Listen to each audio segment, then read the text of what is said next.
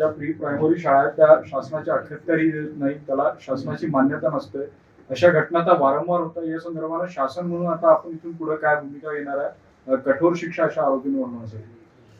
बदलापूर येथील एका pre primary स्कूलमध्ये शिकणाऱ्या विद्यार्थिनीसोबत स्कूल व्हॅनने ती घरी जात असताना चुकीचे प्रकार तिच्यासोबत काही घडले. मग तिच्या आई-वडिलांनी तक्रार दिल्यानंतर संबंधित व्यक्तीवर पोलीस प्रशासनाद्वारा कारवाई देखील त्या ठिकाणी करण्यात आली. त्याला अटक करण्यात आली.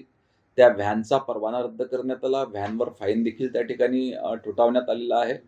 परंतु शाळेवर कार्यवाही करायची झाल्यास अजूनपर्यंत प्री प्रायमरी स्कूल ह्या शासनाच्या अखत्यारीत असण्यासंदर्भात त्या ठिकाणी काही प्रोव्हिजन्स नव्हत्या. ही बाब माननीय मुख्यमंत्री महोदयांच्या निदर्शनास आपण साधारणतः 7-8 महिने आधी आणून दिली आणि त्यांनी तातडीनं प्री प्रायमरी स्कूलच्या संदर्भात एक नवीन कायदा तयार करण्यासाठी शासनाला सूचना दिलेल्या आहेत. लवकरात लवकर ह्या संदर्भात कायदा तयार करून राज्यातल्या सगळ्या प्री प्रायमरी स्कूल ह्या शासनाच्या अखत्यारीमध्ये येतील. भाऊ, कशा पद्धतीने शासनाच्या अखत्यारीतील काही मसुदा तयार झालेला आहे का आणि अशा घटना घडल्या त्याच्या कशा पद्धतीने कारवाई? एक अभ्यास गट तयार करून त्यांनी मसुदा तयार केलेला आहे.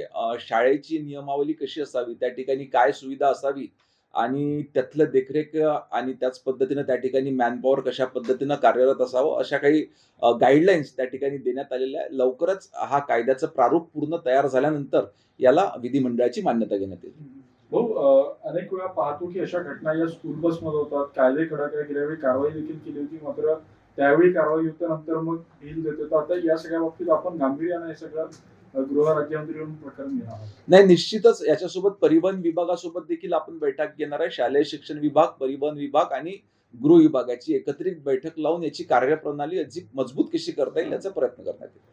भाऊ, दोन्ही राष्ट्रवादी सोबत येतील अशी चर्चा सुरू झाली आहे. संजय राऊतांनी देखील अशा संकेत दिलेला आहे की दोन्ही राष्ट्रवादी सोबत येतील आणि मविया सोबत म्हणजे महाविकास आघाडी सोबत येतील.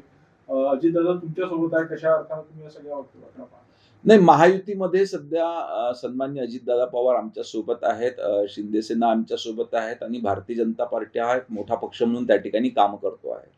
येणाऱ्या निवडणुकांकरता कदाचित जर का राष्ट्रवादींना वाटत असतील, त्या येणाऱ्या निवडणुका ह्या स्थानिक स्वराज्य संस्थांच्या निवडणुका आहेत. तो पूर्णपणे त्यांच्या पक्षाचा विषय असून ते लोक त्याच्यावरती निर्णय घेतील. कर्नाटकमध्ये जाणारा 400 कोटी रुपयाचा कंटेनर नाशिकमध्ये लुटला आहे. काय याच्या बाबतीत तुमच्याकडे माहिती आणि काय याच्यात तपास होईल? ह्या संदर्भात नुकतंच मला कळलेलं आहे. आता विभागाकडे विचारणा केलेली आहे. पूर्ण माहिती मिळाल्यानंतर आपल्याला विस्तृत माहिती मी त्या ठिकाणी. लोकशाही मराठी ऐका, पहा, जागरूक रहा.